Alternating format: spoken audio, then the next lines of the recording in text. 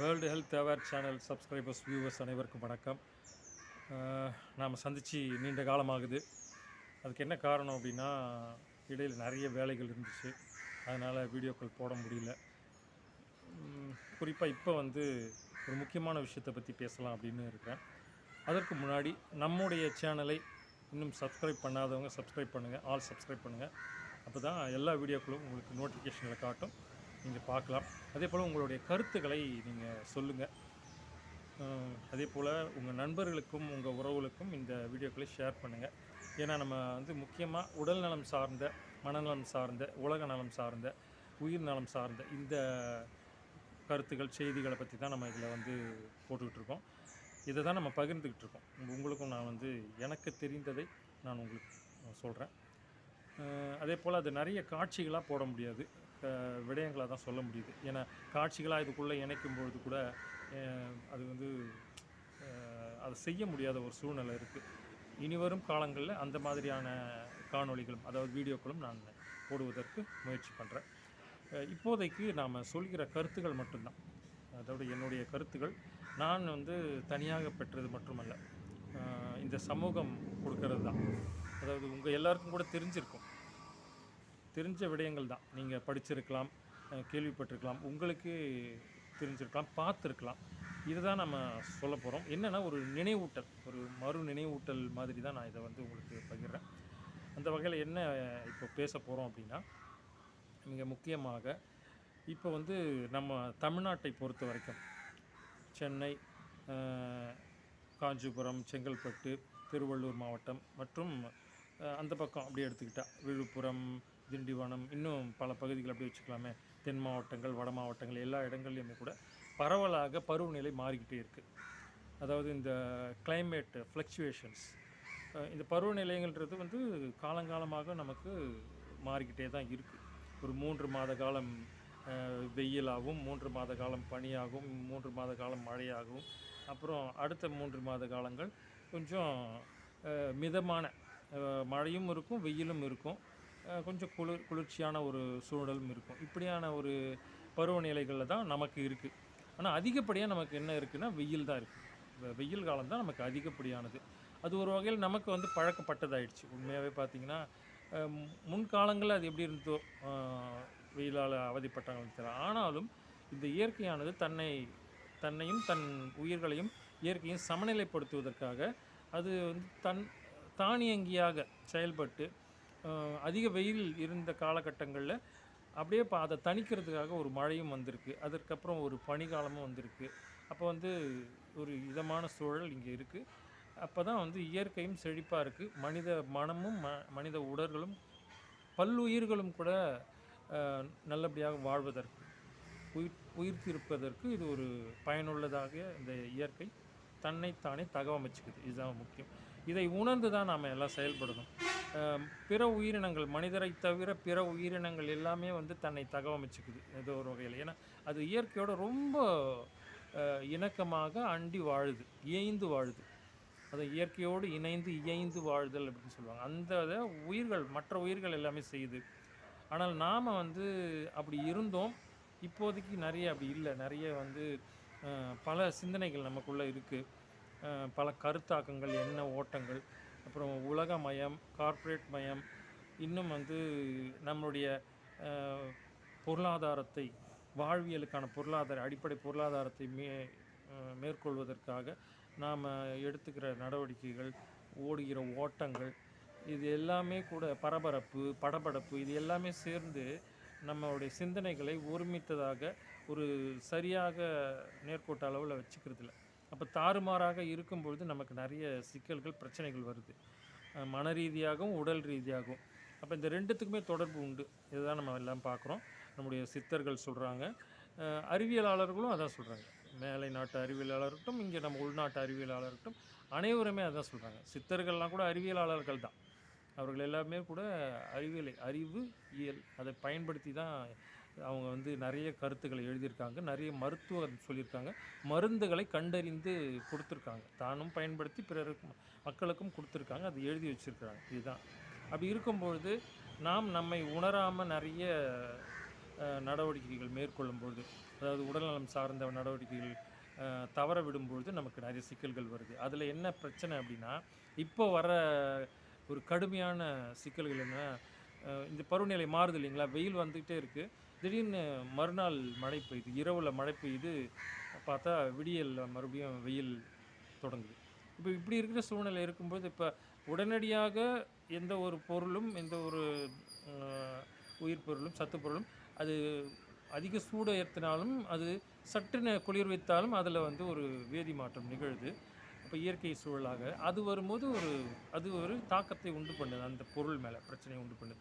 அப்படி இருக்கும்போது அப்போ நம்ம மனித உடலுக்கும் அது சில சிக்கல் பிரச்சனையை உண்டு பண்ணுது. அந்த உண்டு பண்ணுறது என்ன அப்படின்னா, இப்போது சட்டுன்னு மழை பெய்யும்போது என்ன ஆகுது, சூடாக இருந்த உடம்பு உடனே குளிர்விக்கப்படும்போது அந்த இடத்துல நீர் சத்து சேருது. அப்போது குளிர்ச்சி நோய் அப்படின்னு சொல்லக்கூடியது, அதான் கபம், அது இந்த சளி அப்படின்லாம் வரும். சளி தொல்லை வரும். அடுத்தது அதை தொடர்ந்து காய்ச்சல் வரும். இந்த சளி காய்ச்சலோடு சேர்ந்தது இந்த இருமல்னு இருமிக்கிட்டே இருக்குது.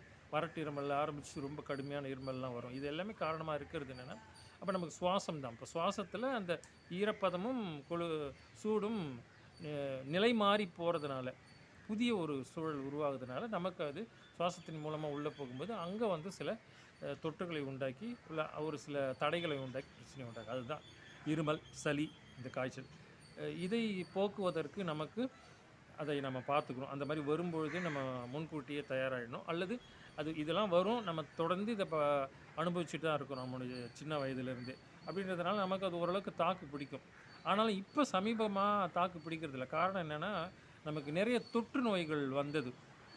ஒரு சில ஆண்டுகளுக்கு முன்னாடி வந்தது இந்த கொரோனா அப்படின்னு சொல்லக்கூடிய அந்த செறிவூட்டப்பட்ட ஒரு நோய் கூறு தான், நோய் கிருமி தான். அதாவது அது உருவாக்கப்பட்டு பரப்பப்பட்டதா இயற்கையாகவா அப்படின்றது இன்னும் சந்தேகமாக தான் இருக்குது. ஏன் அப்படின்னா, இயற்கையாக வந்தது இயற்கை சரி பண்ணணும் நிறைய காலகட்டத்தில் சொல்லுவாங்க. ஆனால் செயற்கையாக சிலதையும் உருவாக்க முடியும். அப்படியும் சில தவறான மனிதர்கள்,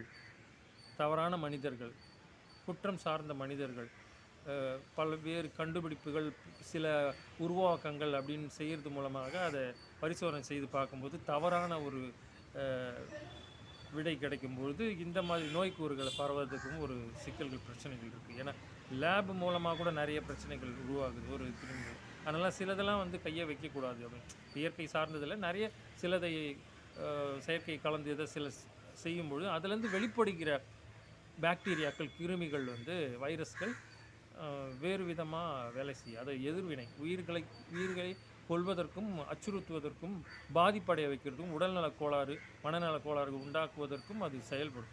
அதனால் சிலதெல்லாம் வந்து ஆராய்ச்சிங்கிற பேரில் தொடாமல் இருக்கிறதே ரொம்ப நல்லது மனித குலத்துக்கு. சரிங்களா? இது ஏன்னா நம்ம அறிவுக்கு எட்டாதது நிறைய இருக்குது. இயற்கை அதுதான். இயற்கையாக நம்ம வந்து கட்டுப்படுத்தவே முடியாது. அதுதான் நம்மளை கட்டுப்படுத்துது, நம்மளை இயக்குது, நம்மளை உயிர் வாழ வைக்குது, நம்மளை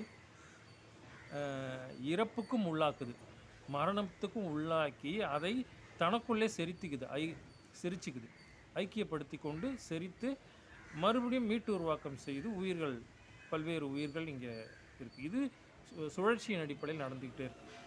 இப்போ இந்த மறுசுழற்சி, இயற்கையோட சுழற்சி, இந்த முறையில் தான் இது நடக்குது. அதனால் நாம் வந்து அதற்கு கட்டுப்பட்ட ஆட்கள் தான். என்ன தான் வந்து சிலதெல்லாம் அறிய முடியும் அதோட இயற்கையை புரிந்து கொண்டது மூலமாக அப்படின்னா, இன்னும் நமக்கு புரியாதது, விளங்காதது இயற்கையில் இருக்குது. அது நமக்கு செய்துக்கிட்டு இருக்குது. அதனால் இயன்ற வரை நாம் அதை வந்து சிதைக்காமல் இருக்கிறது ரொம்ப நல்லது. அந்த வகையில் தான் நம்ம நோய்க்கூறுகளை நம்ம இதன் மூலமாக தடுக்க முடியும்.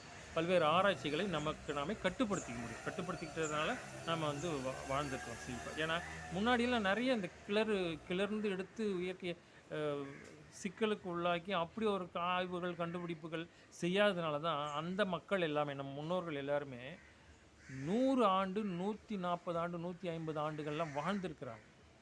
நம்மளுடைய மூதாதையர், நம்மளுடைய ஆயா, தாத்தா, அந்த மூத்தவர்கள் கூட, அதுக்கு முன்னே உள்ளவங்க கூட 100 வயதை தாண்டி இருப்பாங்க. உண்மையாகவே பார்த்துருப்பீங்க, கேள்விப்பட்டிருப்பீங்க. 120 வயது இருந்தாங்கப்பா அப்படின்னு சொல்லுவாங்க.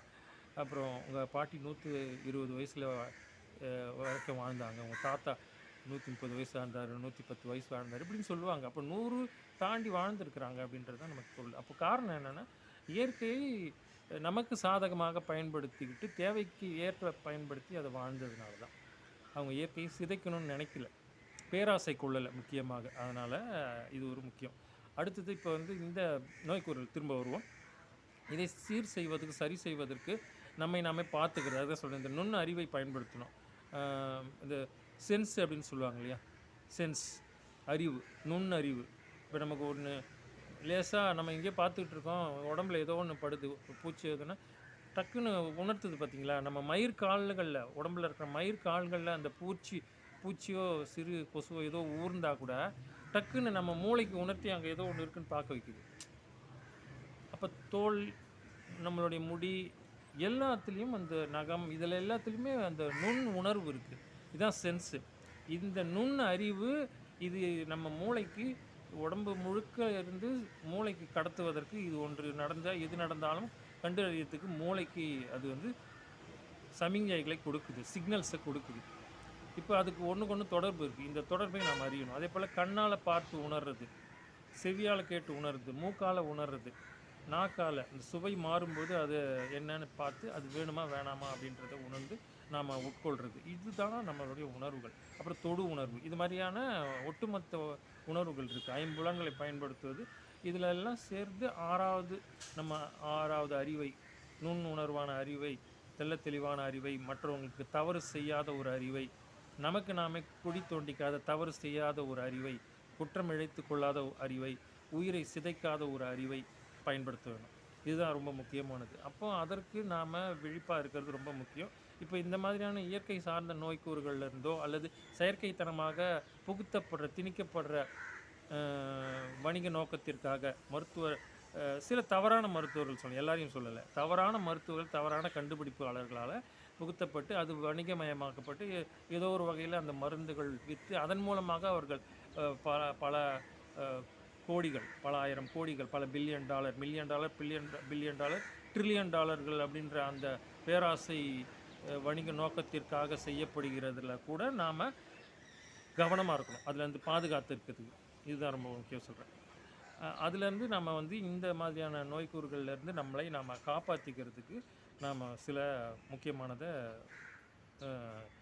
எடுத்துப்போம். அது என்னென்னா, அதிகப்படியாக நிறைய பேருக்கு வந்து உடனடியாக ஒரு சளியோ இருமலோ காய்ச்சல் தொந்தரவோ இருந்ததுன்னா உடனடியாக பயந்து உடனே மருத்துவ பரிசோதனைக்கு போயிட்டு டெஸ்ட் எடுத்து அந்த டெஸ்ட் இந்த டெஸ்ட்டு, முக்கியமாக இதுக்கெல்லாம் ஒரு டெஸ்ட்டு, இரத்த பரிசோதனை ஆரம்பித்து சிறுநீர், மலம், அப்புறம் இதெல்லாமே செய்து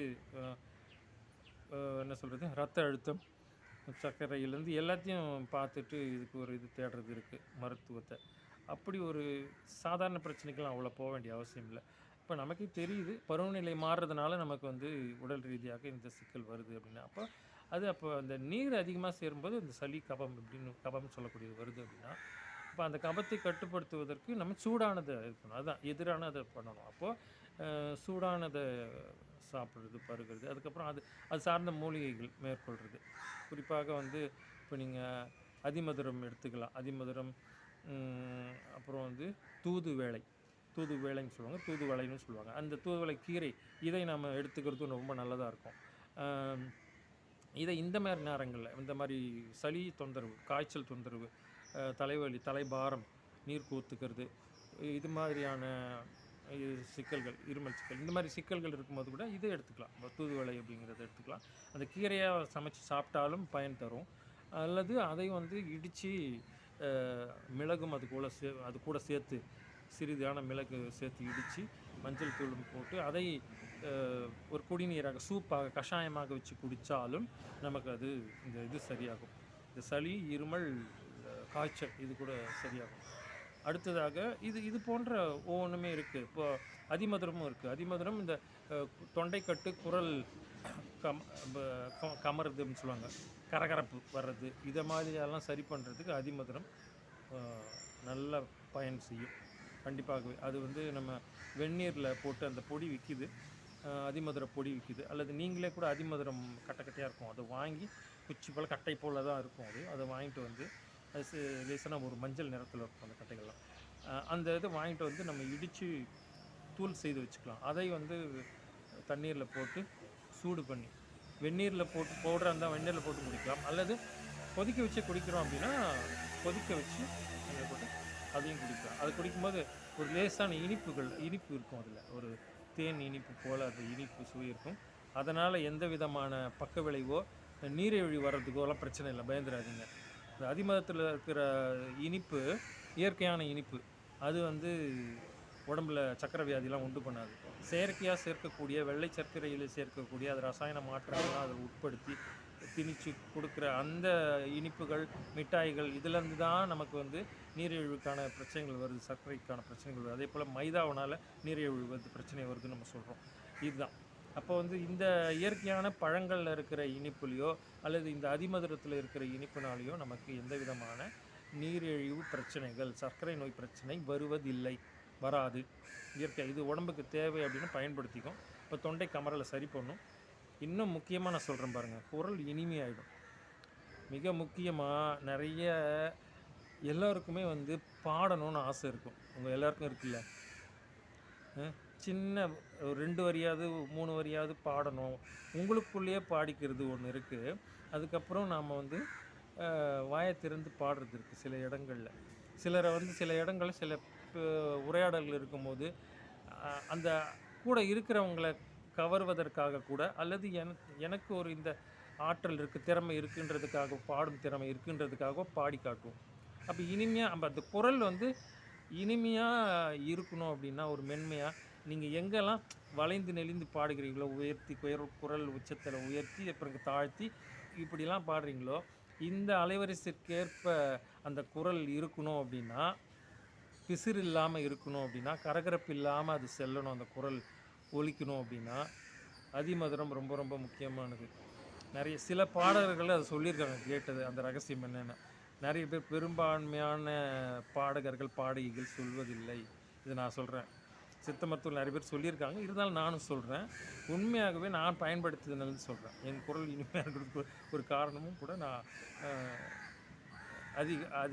அடிக்கடி அதிகப்படியாக அதிமதுரம் பயன்படுத்துறது தான் உண்பது. அதனால் எனக்கு எந்த விதமான பிரச்சனை இல்லை, நல்லது தான் நடந்திருக்கு. அப்போ வந்து குரல் இனிமையாக இருப்பதற்கு, தங்குதடையில்லாமல் இருப்பதற்கு, கரகரப்பு இல்லாமல் இருப்பதற்கு இந்த அதிமதுரம் ரொம்ப ரொம்ப முக்கியமாக செயல்படுகிறது. நம்ம இயற்கை கொடுத்த கொடை, அற்புதமான கொடை, இந்த பிரபஞ்சம் கொடுத்த கொடை, இறையாற்றல் கொடுத்த கொடை. நீங்கள் எதை வேணாலும் எடுத்துங்க. நம்ம முன்னோர்கள் காப்பாற்றி வைத்த ஒரு கொடை, இப்படி கூட எடுத்துக்கலாம். அப்புறம் பறவை இனங்கள், இன்னும் பல்வேறு இனங்கள் கூட, நமக்கு உயிரினங்கள் கூட அதை நமக்கு கொடுத்த கொடை, உதவியாக கூட எடுத்துக்கலாம், பெரும் கொடை. இதை போன்றதை பயன்படுத்தும். இப்போ அது அந்த அதிமதுரம் ரொம்ப ரொம்ப முக்கியமானதாக இருக்குது. நிறைய பேருக்கு நான் சொல்லியிருக்கேன், செய்தும் காட்டியிருக்கேன், கஷாயம் வச்சு கொடுத்தும் இருக்கேன். நம்ம வீட்டில் குடிச்சிருக்காங்க, எங்கள் அண்ணன் பிள்ளைங்கள்லாம் குடிப்பாங்க, ரொம்ப நல்லா இருக்குது அப்படின்னு சொல்லிட்டு. அப்போது ஏன் அப்படின்னா அது உண்மையாகவே அது வேலை செய்கிறது. அதனால் அதை வந்து இந்த மாதிரியான பருவ காலங்களில் பயன்படுத்தலாம். மருந்தாகவும் பயன்படுது, உணவாகவும் பயன்படுது. இன்னும் தேனில் குழச்சி சாப்பிட்டீங்கன்னு வைங்களேன், ரொம்ப அற்புதமான வேலை செய்யும். அதாவது தூய்மையான தேன், கலப்படம் இல்லாத, பாகு கலப்பு இல்லாத தூய்மையான தேன் இருக்குல்ல, மலைத்தேன், காட்டுத்தேன், மரத்தேன், இந்த மாதிரி பல வகையான தேன் இருக்குது.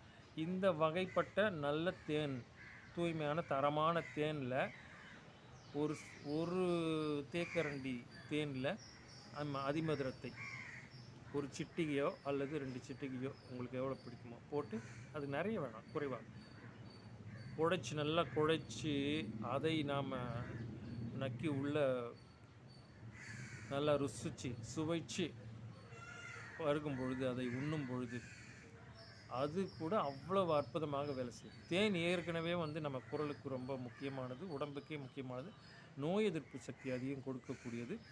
அப்புறம் வந்து இது அதில் இருக்கிற குளுக்கோஸ் சத்து வந்து நமக்கு வேலை செய்வதற்கான திறன், உடம்பில் இருக்கிற ஆற்றலை அதிகப்படுத்தும், இரத்த ஓட்டத்தில் உள்ள ஆற்றலை அதிகப்படுத்தும், நோய் எதிர்ப்பு சக்திக்கும் அது வினைபுரியும், செயல்படும். இப்படி நிறைய குணங்கள் இருக்குது தேனில்.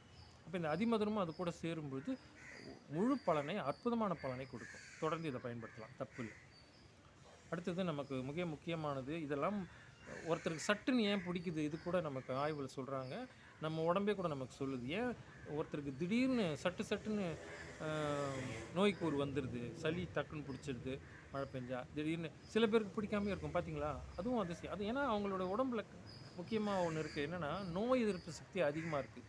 இந்த நோய் எதிர்ப்பு சக்தி ஆற்றல் யாருக்கெல்லாம் அதிகமாக இருக்கோ, அவங்க உடம்பு எந்த விதமான நோய்களையும் தாங்குவதற்கு, எதிர்த்து களமாடுவதற்கு தயாராக இருக்கோ அந்த உடம்பு, அது எல்லாமே வந்து அந்த உடம்புகள் எல்லாருக்குமே இந்த மாதிரியான நோய்க்கு சட்டுன்னு பிடிக்கிறதில்ல. ரொம்ப கடுமையான சிக்கல் வரும்பொழுது தான், நோய்க்கு பாக்டீரியாஸ் வரும்போது தான் அது அவங்கள தாக்குது. கொரோனா போன்ற காலங்களில் கூட நிறைய பேருக்கு இந்த கொரோனா தொற்றுகள் பெரிய அளவில் பாதிப்பு இல்லாமல் இருந்திருக்கு. எனக்கெல்லாம் அப்படி இருந்திருக்கு உண்மையாகவே. நான் இது பெருமைக்காக சொல்லலை, உண்மையாகவே அந்த நோய் எதிர்ப்பு சக்தியும் மன ஆற்றலும், இது பெரிய கிருமிகள் இதெல்லாம் பார்த்துடலாம் விடு அப்படின்னு இருந்ததும், நம்ம இதெல்லாம் சமாளிச்சிக்க முடியும், நம்மக்கிட்ட மருந்துகள் இருக்குது, இயற்கை மருந்துகள் இருக்குது, இதை வச்சு நம்ம சரி பண்ண முடியும் அப்படின்ற நம்பிக்கையும் மிகப்பெரிய மன ஆற்றலும், ஒரு நேர்முகமான ஆற்றலும், இன்னொன்று நம்ம உடம்புலேயே இருக்கிற நோய் எதிர்ப்பாற்றல். ஏன்னா நிறைய காலங்கள் அந்த பருவ கால இந்த நேரங்கள் மட்டும்தான் நம்ம இந்த மாதிரி மருந்துகளோ உணவுகளை மேற்கொள்ளணும் இல்லை, இயல்பாகவே நம்ம சாப்பிட்டுக்கிறோம் இல்லையா. கீரைகள் சாப்பிட்றோம், இந்த மாதிரியான மூலிகை கீரைகள் சாப்பிட்றோம், வல்லாரை, அப்புறம் இந்த தூதுவளை அப்படிங்கிற கீரையை சாப்பிட்றோம்.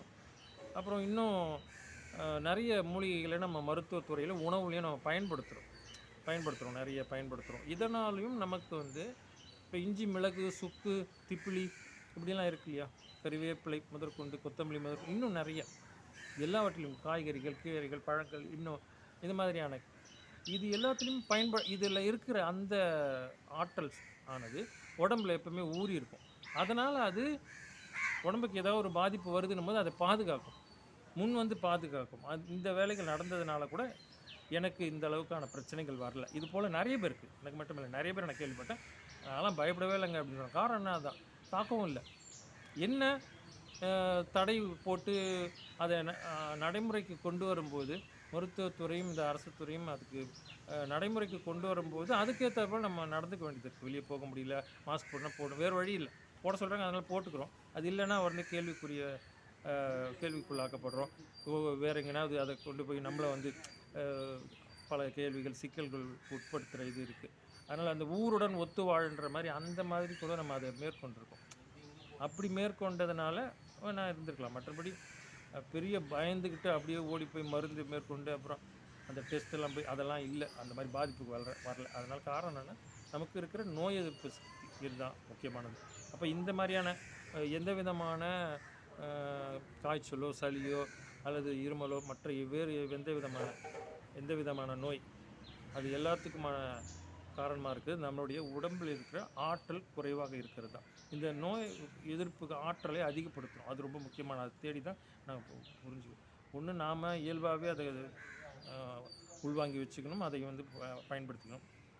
வந்துட்ட பிறகாவது நமக்கு இப்படி இல்லை, ஒரு நோய் எதிர்ப்பு சக்தி உடம்புல இல்லை அப்படின்னு சொல்கிறாங்கன்னா அதுக்கேற்ற மாதிரியான உணவுகளை, காய்கறிகளை, பழங்களை, கீரை வகைகளை என்ன கிடைக்குது, வேறு மூலிகை மருந்து இல்லை அப்படின்றத நம்ம உட்கொண்டு நம்ம உடம்பை தயார்படுத்திக்கணும். இப்போ இந்த நோய் எதிர்ப்பு சக்தியை அதிகப்படுத்தும் போது கூட இந்த மாதிரியான பருவகால பிரச்சனைகள்லேருந்து நம்மளை பாதுகாத்துக்கலாம். இந்த உடனடி சளி பிடிக்கிறது, உடனடி இருமல் ஆகிறது, வறட்டு இருமலாக தொடருது, அதுக்கப்புறம் அவங்க காய்ச்சல், விட்டு காய்ச்சல் வருது, இதெல்லாம் கூட.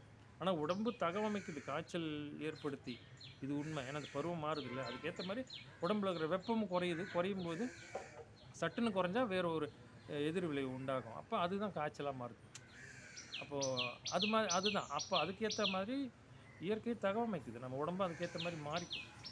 ரொம்ப முடியாத போது உடம்பு அதுக்கு தான் உள்ளுக்குள்ளே இருக்கிறதும் நமக்கு ரொம்ப பலவீனமாக இருந்ததுன்னா, அதை சொல்லுவாங்கள்ல, எனக்கு வந்து